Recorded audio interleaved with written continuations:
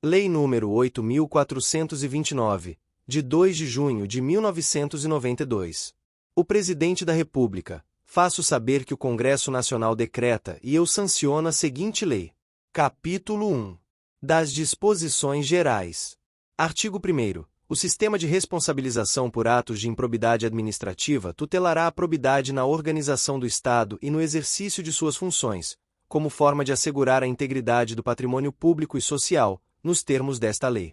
Parágrafo 1º. Consideram-se atos de improbidade administrativa as condutas dolosas tipificadas nos artigos 9º, 10 e 11 desta lei, ressalvados tipos previstos em leis especiais. Parágrafo 2º. Considera-se dolo a vontade livre e consciente de alcançar o resultado ilícito tipificado nos artigos 9º, 10 e 11 desta lei, não bastando a voluntariedade do agente. Parágrafo 3º. O mero exercício da função ou desempenho de competências públicas, sem comprovação de ato doloso com fim ilícito, afasta a responsabilidade por ato de improbidade administrativa.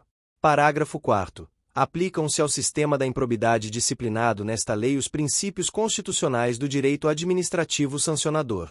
Parágrafo 5º. Os atos de improbidade violam a probidade na organização do Estado e no exercício de suas funções e a integridade do patrimônio público e social dos poderes executivo, legislativo e judiciário, bem como da administração direta e indireta, no âmbito da União, dos Estados, dos municípios e do Distrito Federal.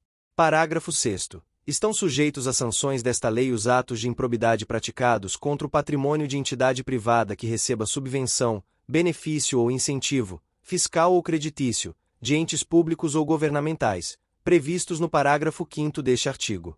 Parágrafo 7º. Independentemente de integrar a administração indireta, estão sujeitos às sanções desta lei os atos de improbidade praticados contra o patrimônio de entidade privada para cuja criação ou custeio o erário haja concorrido ou concorra no seu patrimônio ou receita atual, limitado ressarcimento de prejuízos, nesse caso, a repercussão do ilícito sobre a contribuição dos cofres públicos. Parágrafo 8º. Não configura improbidade a ação ou omissão decorrente de divergência interpretativa da lei, baseada em jurisprudência, ainda que não pacificada, mesmo que não venha a ser posteriormente prevalecente nas decisões dos órgãos de controle ou dos tribunais do Poder Judiciário. Artigo 2º. Para os efeitos desta lei, consideram-se agente público o agente político, o servidor público e todo aquele que exerce, ainda que transitoriamente ou sem remuneração, por eleição, nomeação, designação, contratação ou qualquer outra forma de investidura ou vínculo, mandato, cargo, emprego ou função nas entidades referidas no artigo 1º desta lei. Parágrafo único. No que se refere a recursos de origem pública, sujeita-se às sanções previstas nesta lei o particular, pessoa física ou jurídica, que celebra com a administração pública convênio, contrato de repasse, contrato de gestão, termo de parceria, termo de cooperação ou ajuste administrativo equivalente. Artigo 3º. As disposições desta lei são aplicáveis, no que couber, àquele que, mesmo não sendo agente público, induza ou concorra dolosamente para a prática do ato de improbidade.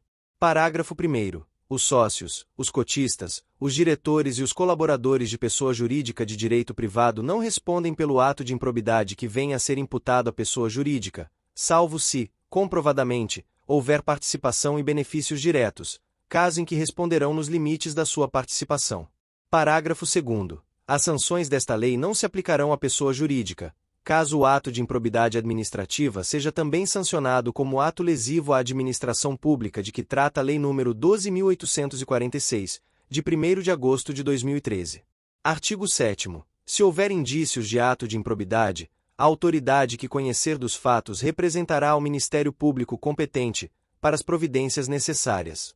Artigo 8º. O sucessor ou herdeiro daquele que causar dano ao erário ou que se enriquecer ilicitamente estão sujeitos apenas à obrigação de repará-lo até o limite do valor da herança ou do patrimônio transferido. Artigo 8º-A. A responsabilidade sucessória de que trata o artigo 8º desta lei aplica-se também na hipótese de alteração contratual, de transformação, de incorporação, de fusão ou de cisão societária.